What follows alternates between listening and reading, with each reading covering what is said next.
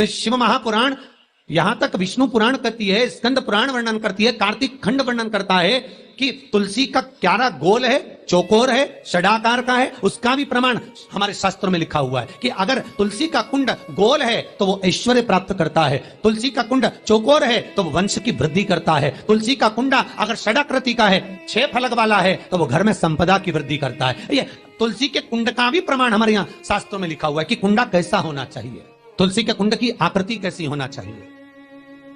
तुलसी का कुंड होना कैसा चाहिए, उसका भी प्रमाण हमारे यहाँ स्कंद पुराण में लिखा हुआ है, विष्णु पुराण में लिखा हुआ है कि आपको क्या किस रूप में चाहिए। पर जगत है ना, दुनिया के आगे हाथ फैलाओ, जाकर निवेदन करो, यहाँ वाले बाबा के पास हो या वहां वाले बाबा के पास हो या उसके पास हो या उसके पास हो या जगत के पास जाओगे, दुख पाओगे, रुपया खाएंगे, चूना लगाएंगे, धक्के मारकर निकाल देंगे, 2-4-8 दिन घुमाएंगे फिराएंगे, कल आना परसों आना, नरसों आना, ऐसा करना वैसा करना, बस बाबा यही घुमाते रहेंगे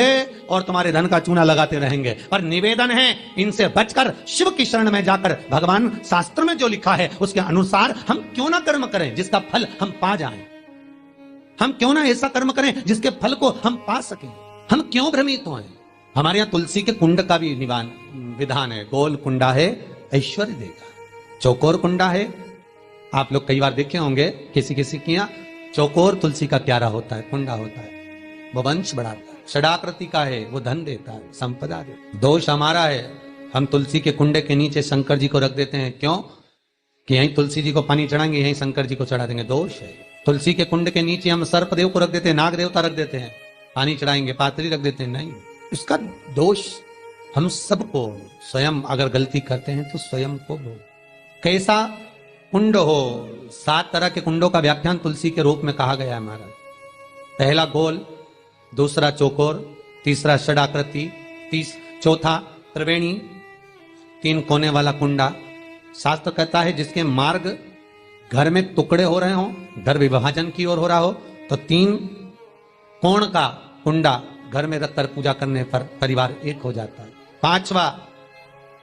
गार्डन में बिना कुंडे का,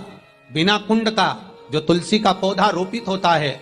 बिना कुंड के एक बगीचा जैसा बो दिया जाता है, तुलसी तुलसी उत्पन्न हो जाती है। महाराज वहां पर संपदा तो रहती है पर चिंता बहुत रहती, टेंशन बहुत रहती। क्यों? घर के दरवाजे के बाहर इतनी सारी बगीचे में तुलसा कर दी, कोई निकल कर जा रहा था उसने थूक दिया, कोई निकल कर जा रहा था उसने पानी डाल दिया, कोई स्वान ने, कुत्ते ने, किसी ने, बिल्ली ने गंदगी कर दी, उसका दोष आपको लगेगा। इसलिए कुंड के अंदर तुलसा का,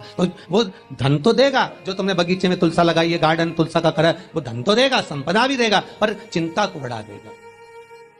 5 महाराज। 6, तुलसी के कुंड को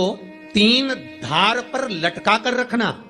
कई जगह पर आपने देखा होगा तुलसी का जो कुंडा होता है उसको 3 जो तार होते हैं, 3 जो चेन होती है उस पर लटकाया जाता है। महाराज विष्णु पुराण उसका भी व्याख्यान करती है। महाराज वहां व्यक्ति के कार्य उन्नति की सीढ़ी की ओर बढ़ जाते हैं।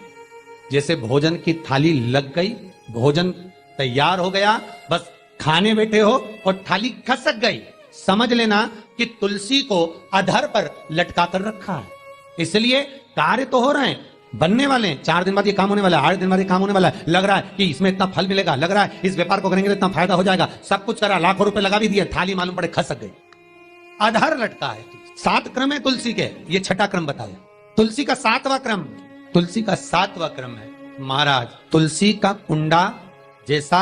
घर के आंगन में है, तुलसी का कुंड जैसे घर के आंगन में विराज रहा है, ऐसा ही छोटा सा कुंड भगवान के लिए रोपित करें। प्रतिदिन भगवान की सेवा करते समय तुलसी का कुंड सम्मुख रखकर उसकी आराधना करना, फिर उस कुंड को वापिस बाहर ले जाकर रखना, फिर दूसरे दिन पूजन के समय पर कुंड को लाकर रखना। हम तो यहां तक कहते हैं विष्णु पुराण गर्ग संहिता कल्याण का तुलसी अंग यहां तक वर्णन करता है कि आप पूरे साल ये नहीं कर सकते तो कम से कम कार्तिक के महीने में भगवान के सामने तुलसी का छोटा कुंड, चौकोर वाला, गोल नहीं, चौकोर कुंड लाकर भगवान के सामने रखकर छोटा सा कुंड का पूजन कर भगवान के साथ उस कुंड को वापिस बाहर विराजमान करें, फिर कल लेकर आए, फिर विराजमान करें। आप पूरे साल नहीं कर सकते तो 1 महीना, उसका फल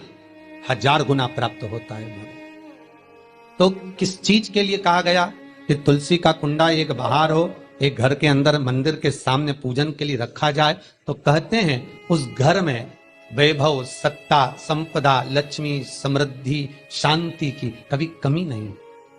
कभी कमी, प्राप्ति सुख की, आनंद की। 7 तरह के कुंड,